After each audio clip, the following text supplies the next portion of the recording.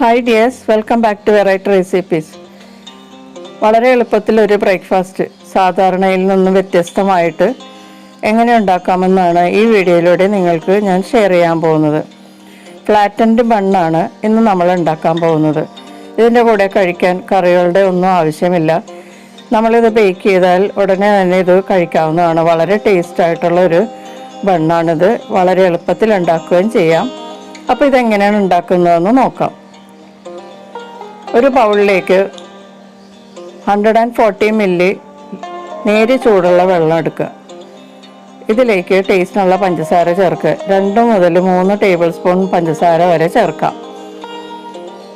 ഇതിലേക്ക് 1 teaspoon instant east ചേർത്ത് ഒന്ന് മിക്സ് ചെയ്യാം.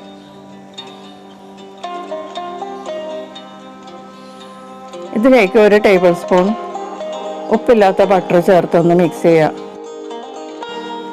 ഇതിലേക്ക് ടേസ്റ്റിനുള്ള ഉപ്പും കൂടി ചേർക്കാം. ടേസ്റ്റിനുള്ള ഉപ്പും കൂടി ചേർത്തതിന് ശേഷം 2 കപ്പ് മൈദ മാവ് ചേർക്കാം. മൈദ മാവോ അല്ലെങ്കിൽ ഗോതമ്പ് പൊടി ആയാലും മതി. 2 കപ്പ് മൈദ ചേർത്തതിന് ശേഷം നന്നായിട്ടൊന്ന് മിക്സ് ചെയ്യാം.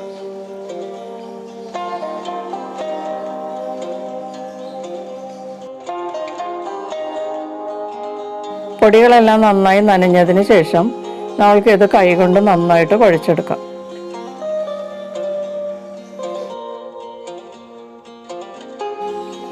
കൈകൊണ്ട് നന്നായിട്ട് കുഴച്ചതിന് ശേഷം ഒരു 10 മിനിറ്റ് നല്ലതുപോലെ തേച്ച് കുഴക്കുക. അപ്പം നല്ല സ്മൂത്തായിട്ടുള്ള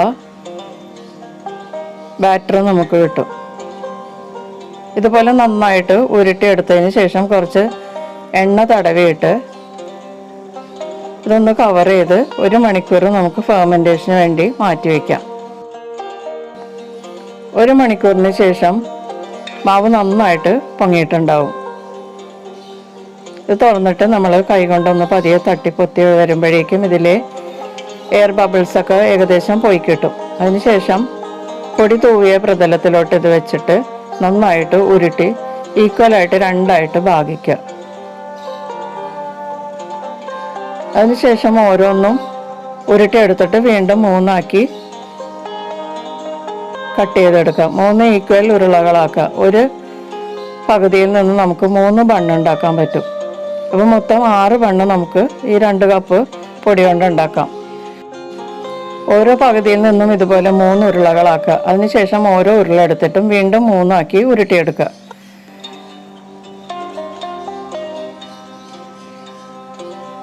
ഈ ഉരുളകൾ 3ഉം പരത്തിയെടുക്കാം.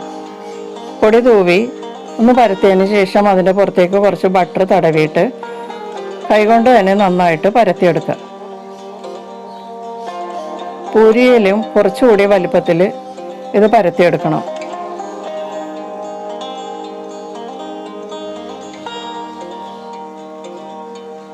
ഒരെണ്ണം റെഡി ആയിട്ടുണ്ട്. ഇനി നമുക്ക് അടുത്തതും കൂടി ഇതുപോലെ പരത്തിയിട്ട് ബട്ടർ തടവി നന്നായിട്ട് പരത്തിയെടുക്കുക. പൂരിനേലും കുറച്ചുകൂടി വലിപ്പത്തിൽ ഇത് പരത്തിയെടുക്കുക. ഇനി ഒരെണ്ണം കൂടി നമുക്ക് പരത്തിയെടുക്കാനുണ്ട്. അതിനു മുമ്പ് നമുക്ക് ഈ പരത്തിയത് ഓരോന്നും അടുക്കി വയ്ക്കാം. അതിനുവേണ്ടി ഇതിൻ്റെ പുറത്തേക്ക് കുറച്ച് റോസ്റ്റഡ് എള്ള് സ്പ്രെഡ് ചെയ്ത് കൊടുക്കാം. മറ്റേതെടുത്ത് ഇതിൻ്റെ പുറത്തേക്ക് നമുക്ക് വെച്ച് കൊടുക്കാം. അതിനുശേഷം 3ആമത്തതും കൂടി പരത്തിയെടുക്കാം. ഓരോ ബണ്ണിനും ഇതുപോലെ 3 ലെയറാണ് ഉണ്ടാകുന്നത്. അപ്പോൾ ഇത് 3ആമത്തതും പരത്തിയതിന് ശേഷം നമുക്ക് കുറച്ച് കറുത്ത എള്ള് നേരത്തെ പോലെ തന്നെ കുറച്ച് സ്പ്രെഡ് ചെയ്യാം. അതിനുശേഷം നമുക്ക് ഇതിൻ്റെ പുറത്തേക്ക് എടുത്ത് വയ്ക്കാം. അപ്പോൾ ഒരു ബണ്ണിനുള്ളത് റെഡിയായി. ഇതിൻ്റെ പുറത്തേക്ക് എടുത്ത് വെച്ചതിന് ശേഷം കൈകൊണ്ടൊന്നുകൂടി പ്രസ് ചെയ്ത് വയ്ക്കുക. അതിനുശേഷം അരികെല്ലാം നടുവിലേക്ക് കൂട്ടി വെച്ചിട്ട് നമുക്കിത് ഉരുട്ടി മാറ്റി വയ്ക്കാം.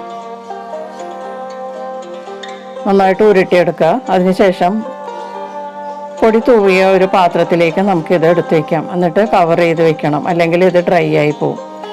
ഡ്രൈ ആയി പോകാതിരിക്കാൻ വേണ്ടിയിട്ട് നമുക്കൊരു പ്ലാസ്റ്റിക് ഷീറ്റ് കൊണ്ടൊന്ന് കവർ ചെയ്ത് വയ്ക്കാം. ഇതുപോലെ തന്നെ ബാക്കിയെല്ലാം നമുക്ക് റെഡിയാക്കി എടുക്കാം.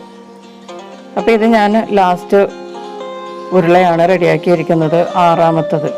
6 ബണ്ണ് നമുക്ക് ഉണ്ടാക്കിയെടുക്കാൻ പറ്റും. ഈ 6ാമത്തെ ബണ്ണും ഞാൻ ഉരുട്ടിയെടുത്തിട്ടുണ്ട്, പാത്രത്തിലേക്ക് വെച്ചിട്ടുണ്ട്. ആദ്യത്തെ ബണ്ണ് നന്നായിട്ട് പൊങ്ങിയിട്ടുണ്ട്, നമുക്ക് അതൊന്ന് പരത്തിയെടുക്കാം. കുറച്ച് ബട്ടർ കയ്യിൽ തടവിയതിന് ശേഷം നമുക്കിത് നന്നായിട്ട് പരത്തിയെടുക്കാം. ഈ പരത്തിയെടുത്തതിനൊപ്പം തന്നെ ഇത് ചുടുന്നതായിരിക്കും നല്ലത്. പക്ഷെ ഞാനിപ്പോൾ എല്ലാം 6 പരത്തിയതിന് ശേഷമാണ് ചുടാൻ പോകുന്നത്. അപ്പോൾ ആദ്യത്തെ റെഡിയായി. ഇതുപോലെ തന്നെ നമുക്ക് ബാക്കിയുള്ളതും പരത്തിയെടുക്കാം. കുറച്ച് ബട്ടർ തടവിയിട്ട് വേണം പരത്തിയെടുക്കാൻ.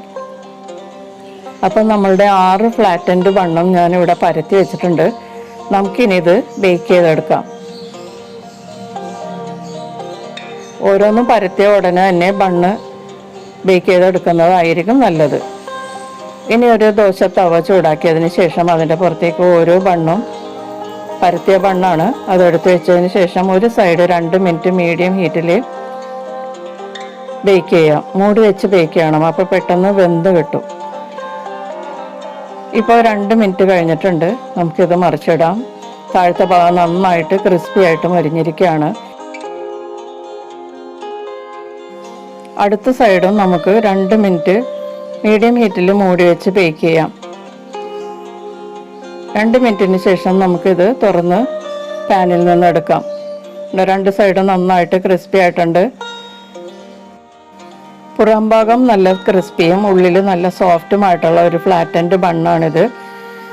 അപ്പോൾ ബാക്കിയുള്ളത് നമുക്ക് ഇതുപോലെ ബേക്ക് ചെയ്തെടുക്കാം. അപ്പോൾ ഞാൻ 6 ബണ്ണും ബേക്ക് ചെയ്തെടുത്തിട്ടുണ്ട്. രാവിലെ ബ്രേക്ക്ഫാസ്റ്റായിട്ട് കഴിക്കാൻ വളരെ നല്ലൊരു ഐറ്റമാണിത്. നമുക്ക് പെട്ടെന്ന് ഉണ്ടാക്കിയെടുക്കാം. കറികളൊന്നും ഇല്ലാതെ തന്നെ നമുക്കിത് കഴിക്കാം. അതുകൊണ്ട് തന്നെ നമുക്ക് ജോലിയും കുറയും. അപ്പോൾ എല്ലാവരും ഒന്ന് ട്രൈ ചെയ്ത് നോക്കുക. നമുക്ക് വീണ്ടും മറ്റൊരു റെസിപ്പിയുമായിട്ട് കാണാം. Thank you.